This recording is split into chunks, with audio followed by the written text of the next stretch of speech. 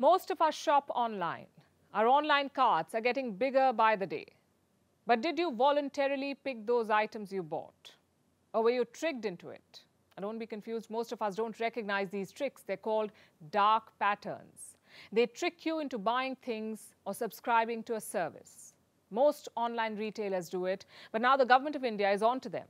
The Consumer Affairs Ministry of India has met major e-commerce giants. All the bigwigs were in attendance, like Flipkart, Zomato, Amazon, Big Basket. The government says consumers should not be tricked.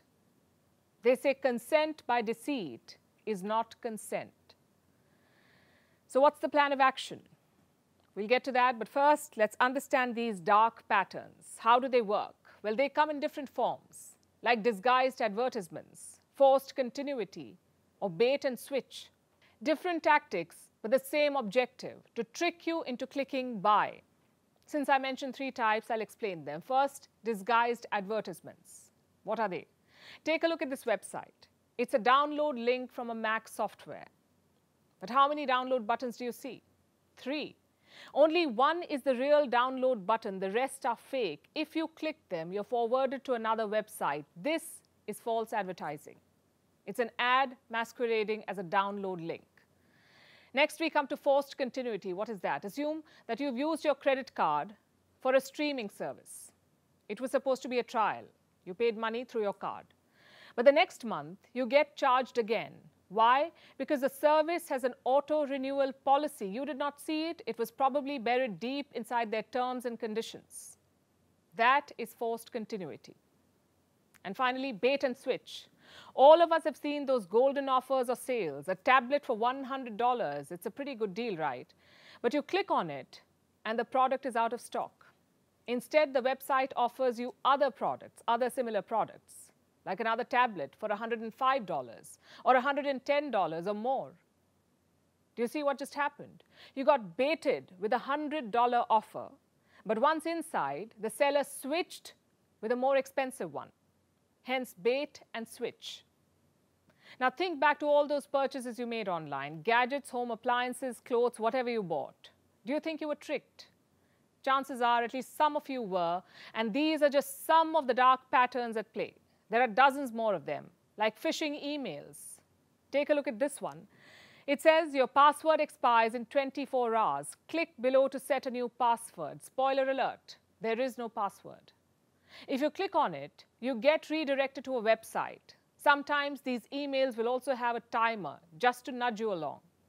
All of these tactics are illegal and deceitful, which is why the government is cracking down on them. They've asked online retailers to impose ethical guidelines, also to carry out independent audits.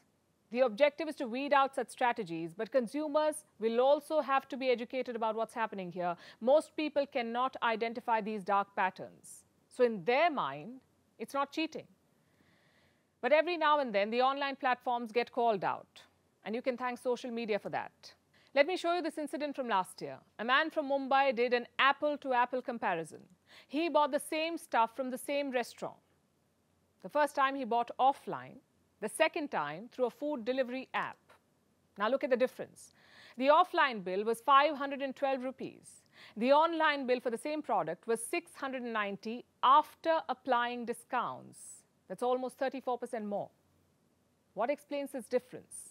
In one word, commissions. Most delivery apps charge up to 30% commission for generating business. But the restaurants try to avoid that. How do they do it? By increasing the overall price. They put the commissions burden on us, the consumer.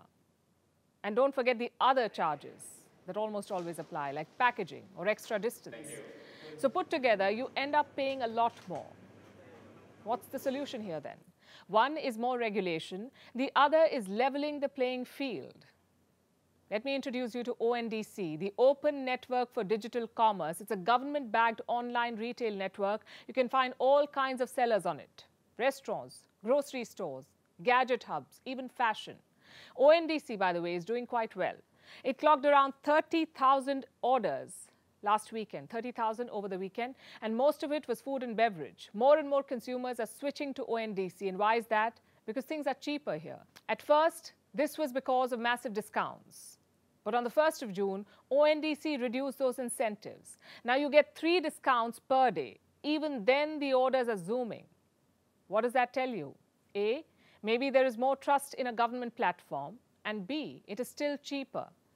That's a strong message for all those e-commerce giants. India's digital consumer market is worth $500 billion. It was $500 billion in 2020. By 2030, it could hit $1 trillion. Those consumers want the best deals. They don't want dark patterns or hidden charges. The nature of warfare is changing, and the world is learning how in the battlefields of Ukraine. Yes, there are troops involved, but they're not the ones causing maximum damage. Drones are. Russia is using Iranian drones to strike Kiev. Ukraine is said to have launched attacks deep inside Russia using drones. In Moscow, on the Kremlin. In all these cases, drones were involved. They're being used at sea too. Let me show you how. These are naval drones. Ukraine used them to strike Russian ships. And the world is watching all of this. Drones may be the future of war. More and more countries are adding them to their arsenal, including India. Drones, in fact, are on India's defense shopping list, and one compelling seller is making a hard pitch. The United States of America. They want to sell drones to India, and they want to secure a deal as early as next week. That's when Prime Minister Modi will be on a state visit to the US. Washington is working on a weapons deal, and this is what it wants to sell India. The MQ-9B Sea Guardian drone. It's made by an American company called General Atomics. And India knows this drone well. In the past, New Delhi has leased some of these machines. The Indian Navy uses this drone for intelligence gathering, and now they're being asked to buy it. The proposal is to sell India dozens of drones. They haven't finalized the exact number yet, not that we know of. But one report says India could buy as many as 30 drones if the deal goes through. And what's the total value of the deal? $2 to $3 billion. Washington is pushing hard for it. Reports say the US wants India to cut through the red tape and seal the deal. And since India already leases the drone, there is no question about testing or debating its utility. The Sea Guardian is a surveillance drone. The Indian Navy uses it to monitor the Indian Ocean region. The drone can fly for 30 hours and fly as far as 5,000 nautical miles. It operates at a height of 40,000 feet. It has also been used in the standoff with China. In the year 2020, when China deployed the PLA near Indian borders, the Sea Guardian drone was used in the Himalayas for surveillance, to track the build-up on the Chinese side. And not just India, its Quad partners also use this drone. The US, of course, uses it, considering it's an American-made machine. But so do armies of Australia and Japan in some form or the other. So it makes sense for India to acquire this drone. Then what's the holdup? The cost. It's steep. Remember, this is not a new proposal from the US. The Trump administration made it too. They tried to sell the very same drone to India. They almost had a deal, 22 drones for $2 to $3 billion, which is very similar to what's being discussed right now. But it did not materialize. And a big reason for that was the cost. Some officials in India objected to the price tag, and ultimately they decided to lease it instead of buying it. So will this time be different? Is India now prepared to buy the same machines? It's hard to say at the moment. Also, cost is not the only consideration for India. Remember, the government is pushing for Make in India. Even in the deals it signs with foreign players, there is a Make in India component, and that applies here too. Reports say India wants some parts of this drone to be manufactured here, and that is still being discussed. We'll get more clarity once Prime Minister Modi meets President Biden next week, but these negotiations do reflect a larger trend, a shift in India's approach in defense procurements. There is a clear focus on diversification. It is reducing its dependence on Russian arms. Earlier, 69% of India's arms came from Russia. Now this number has fallen to below 50%. India is buying defense equipment from multiple players now: France, America, Israel. And deals from these countries have been on the rise. Let me show you more numbers, in fact. Defense procurements from the US have grown by more than 500%. From France, almost 500%. And from Israel, the growth has been 175%. So Russia might still be the #1 player, but its dominance in the Indian market is shrinking. And from India's perspective, it's a good trend. It's always a good strategy to not keep all your eggs in one basket. Plus, Russia's resources are stretched. It is fighting a war that may not be over anytime soon. Its defense deliveries are being delayed. For instance, the delivery of the S-400 missile defense system to India. It's running late. The US senses an opportunity here. It believes it can seize the moment. and enable India's pivot away from Russian arms. But for India too, this is an opportunity to play its cards right. As the biggest weapons importer in the world, India should play this game on its own terms, settle for nothing but the best, and make no compromises on the Make in India policy. Now let's turn our attention to South Asia. A disaster is brewing in the Arabian Sea, Cyclone Biparjoy. It's been categorized as a very severe cyclonic storm. It has quote-unquote extensive damaging potential. In its crosshairs are the Indian state of Gujarat and the Pakistani state of Sindh. Both countries are taking measures to avert a catastrophe. Some casualties have already been reported. Red alerts have been issued. Our next report brings you updates from the ground.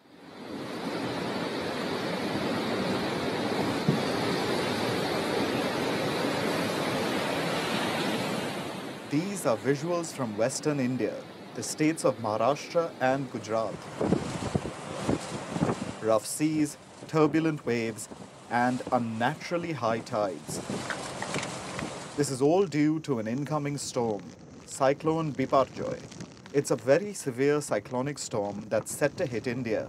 It's due to make landfall in the western state of Gujarat, near the Jakhau port on the Kutch Peninsula.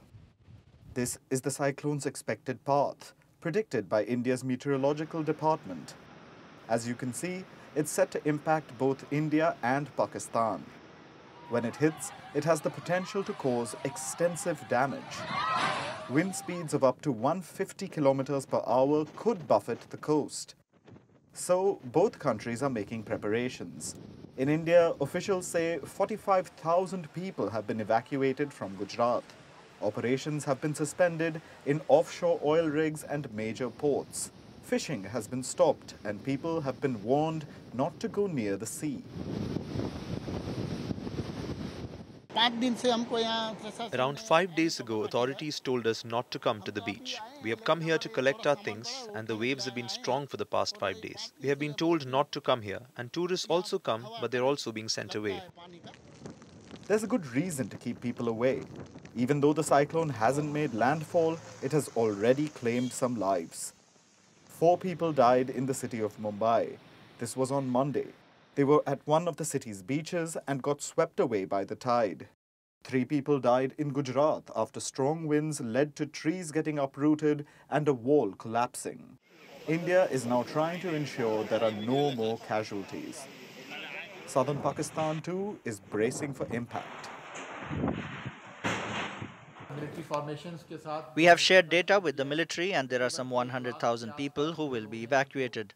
This process will end by tomorrow evening or early morning on June 15. The fishermen have been warned multiple times. Our Navy and Maritime Forces have removed the bigger ships from the sea. Right now, we don't have any release notice for aviation advice, but we will advise you about the situation between June 14th and June 16th. That's Sherry Rahman, Pakistan's Minister for Climate Change. Yes, they have an entire ministry for that. India has the Ministry of Environment, Forest and Climate Change. Both countries need them because South Asia is in the eye of the storm. Literally in the case of Cyclone Biparjoy, but also overall when it comes to climate change. The region is presently experiencing a heat wave. Last year, there were devastating floods in Pakistan. Those flooded areas are at risk from Cyclone Biparjoy now. Sadly, the affected areas of Keti, Bandar, Thata and Badan were also affected by last year's flood. These people are still struggling from it. Their homes are not yet reconstructed. Some people do have homes, but those are mud houses.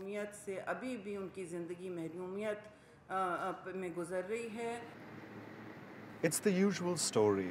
The most vulnerable people suffer the most. The most blameless bear the brunt of climate change. And events like Cyclone Biparjoy are a result of climate change. This is only the 3rd or 4th cyclone in about 60 years to hit this region. Its intensity has taken the region by surprise. That's why both India and Pakistan are on high alert. Scientists are concerned about changing weather patterns. They fear human activity could lead to these events becoming more frequent, bringing untold misery upon the vulnerable.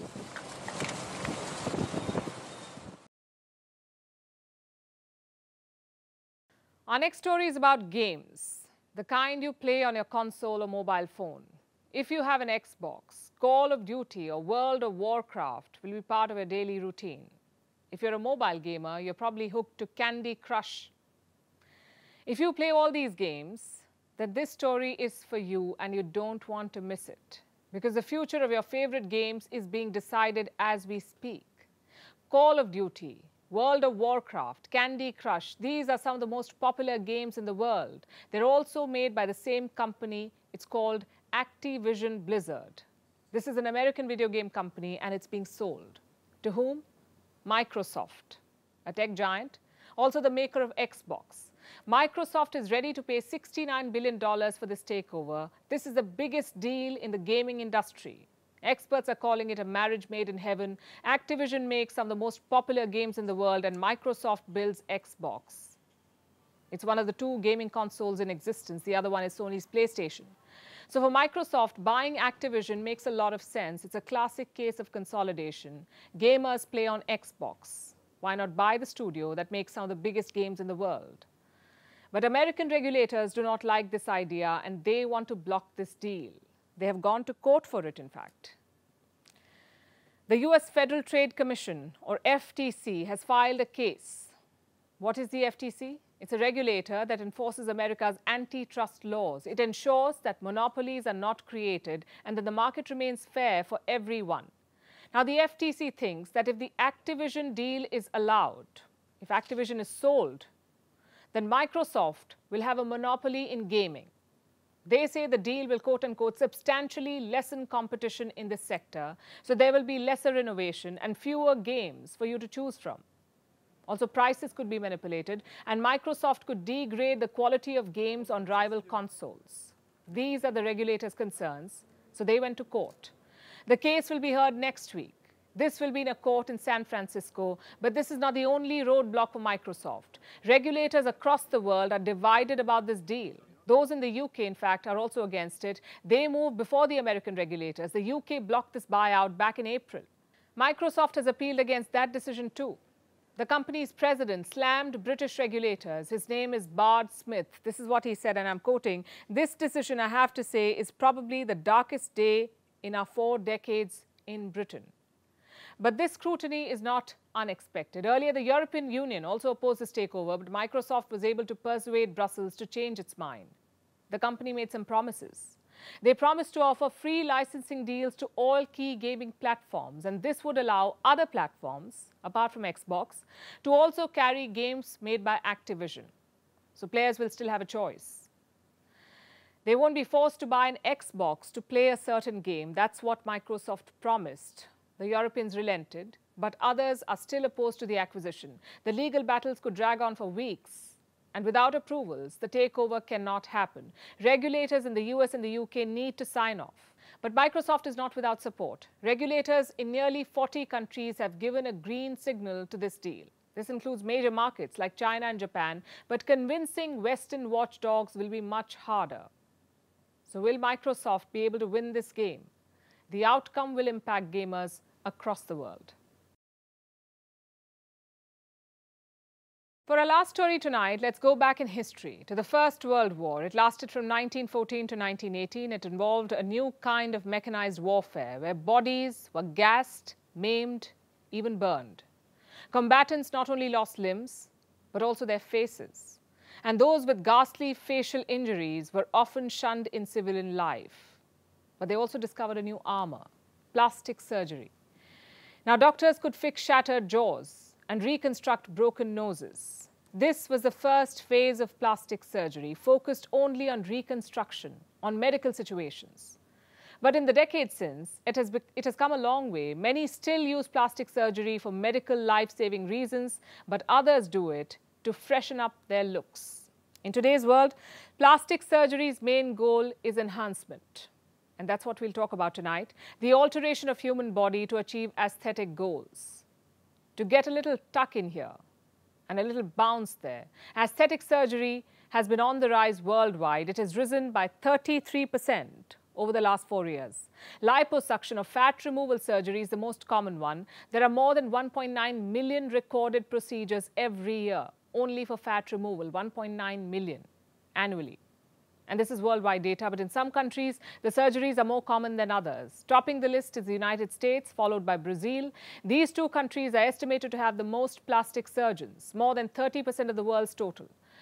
The next three champions are Asian countries, China, Japan, and South Korea. So many clearly see real benefits in plastic surgery. And now this cohort has welcomed a new generation, Gen Z. These are people born between 1996 and 2010. Why are they attracted to plastic surgery? Because we live in a post-Kardashian world where beauty no longer lies in the eyes of the beholder. It lies in the likes, shares, and comments on Instagram and TikTok. Look at this TikTok video. It shows a young woman on what she calls her rhinoplasty journey. Rhinoplasty is a surgical procedure that alters the appearance of the nose. And this video may seem odd, but there are millions like this one on social media. Together, they form a battalion of niche content. They're supported by a trending hashtag. They take the viewer on a cosmetic journey and they garner millions of views. In videos like these, the guide is a peppy young content creator, and the motivation is to get an itty-bitty waist or sharper cheekbones or even a big pout, because the young don't need a genetic lottery to look appealing anymore. Now they can get any bodily aesthetic they want. So they're investing thousands of dollars to modify their bodies and booking cosmetic procedures in larger numbers than ever before. Reports say 75% of plastic surgeons in the US are seeing a spike in clients under 30. Worldwide, most breast augmentations and rhinoplasties take place in people aged 19 to 34. But the biggest shift, we say, is not in the numbers, it's in the mindsets. Back in the days, that surgeries used to be a hush-hush affair. Now they make for good content. So Gen Z is banging the digital drum and sharing their cosmetic surgery journeys online. Take Alex Earle, for example. 22 years old, she celebrated her surgery's one-year anniversary on TikTok. Or Audrey Peters, all of 25, she digitally documented her journey of getting chin fat removal. These women are not the exception, by the way, they are the norm. Now, plastic surgery is a personal choice, and we get that, and 20-somethings are being transparent about it, which we say is an excellent value, transparency. But these are also potentially dangerous procedures. Plastic surgeries are much more than easy, breezy, 30-second time-lapse videos. They can result in blindness, in blocked blood vessels, and even loss of skin and life in extreme cases.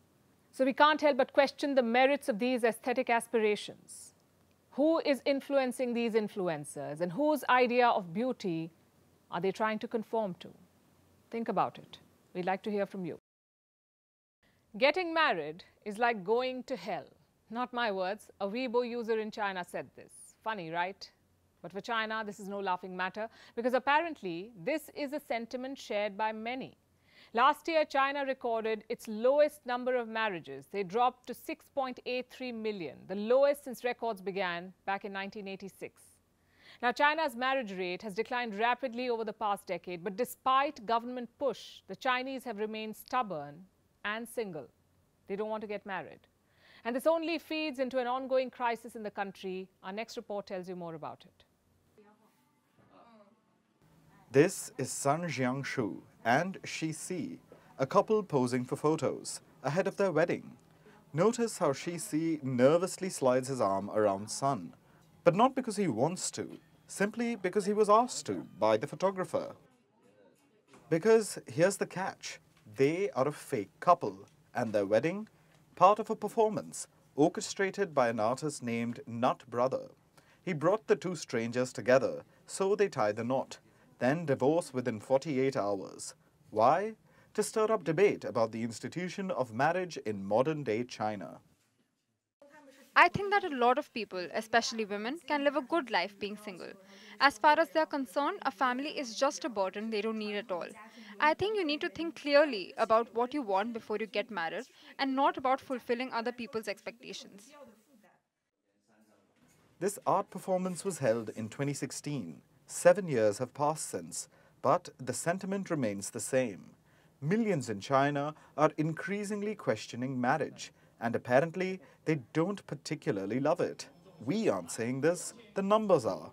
Last year, China recorded its lowest number of marriages. They dropped to 6.83 million. which is the lowest since records began in 1986. Now remember, China didn't always dislike marriage.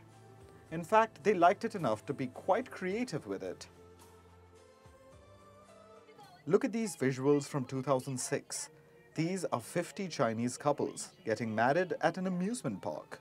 Or take these Chinese couples. They're getting married during a mass ice wedding festival. I think that our love for each other is like ice and snow, pure, white and beautiful. Quite dramatic, but also sweet. And for China, definitely better than not wanting to get married at all. The country's marriage rate peaked in 2013. Nearly 13.5 million couples wed. That's nearly double last year's count. Also, more than the entire population of some countries. But in the past decade, China's marriage rate has declined rapidly. And this only feeds into their ongoing demographic crisis. The population is aging. In the next decade, about 400 million people in China will be aged 60 and over. That's 30% of the population. And that's not all. China's birth rates are also falling. Last year, the population shrank for the first time in 6 decades.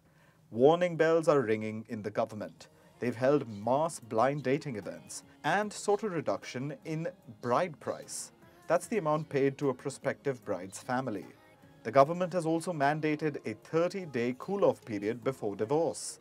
It's launching programs to encourage people to marry, but with limited success. Women in China are increasingly looking at marriage as something used to oppress them. They're demanding equality in child rearing and refuse to marry young. Between 2010 and 2020, the average age for women to get married for the first time increased from 24 to nearly 29. And with soaring unemployment rates in China, marriage is not an option for many young. So while the Chinese government continues to behave like a nosy distant relative, encouraging young people to get married, it just doesn't seem to be working. Maybe a helping hand could help China, or a matchmaking consultant, like the iconic Seema Taparia from Mumbai. And now it's time for Vantage Shot's images that tell the story. We're starting with China. A strong gust of wind sent a huge canopy flying along with people holding onto it. Some people suffered fractured ribs. In the United States, an uninvited guest took a dip in a backyard swimming pool in Florida. Animal control had to be called in to show the guest out. And in Brazil, a digital exhibition is showing people the beauty of nature through mirrors. And finally, what makes the 14th of June significant? Taking you back in history, on this day in 1949, a monkey was sent to space for the first time. His name was Albert II. The spacecraft carrying the monkey flew till about 134 kilometers, but Albert died due to impact. Back then, countries used to send animals to space to assess their abilities to launch a living organism into space and bring it back alive. We're leaving you with this. Thanks for watching. We'll see you tomorrow.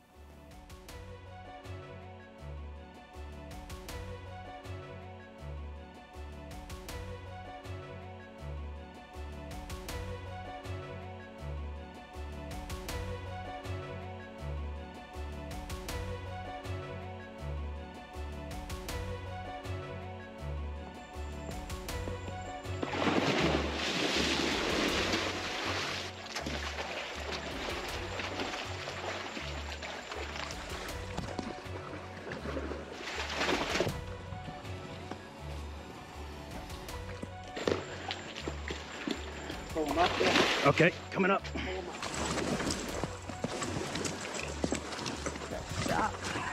Keep them off the furniture. Okay, I've got them. I got them.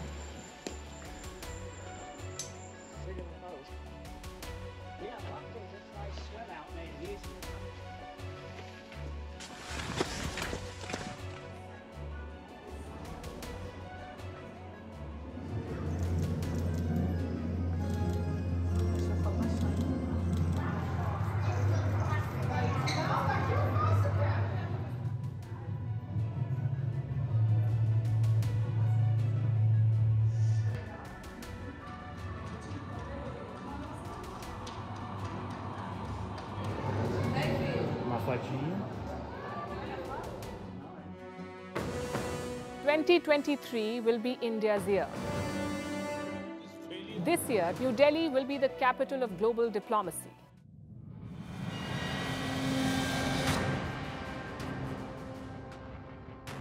This is China banning the exit of critics from the country. They're not allowed to leave China.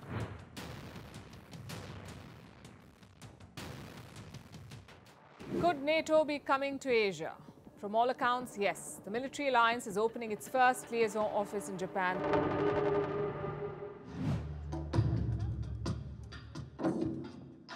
Beijing doesn't believe in multipolarity or division of powers. It's been quite a fascinating journey. But is the dream run coming to an end now? We ask because startups are going through hard times. There's been a wave of mass sackings. A good cartoon is like a stinging editorial, but sometimes the cartoon itself is a double standard. It's a crass attempt at peddling old and racist ideas about India. If you haven't heard of ChatGPT, you've been living under a rock. It can write your essays and emails, do your math worksheets, clear an MBA exam. The possibilities seem endless.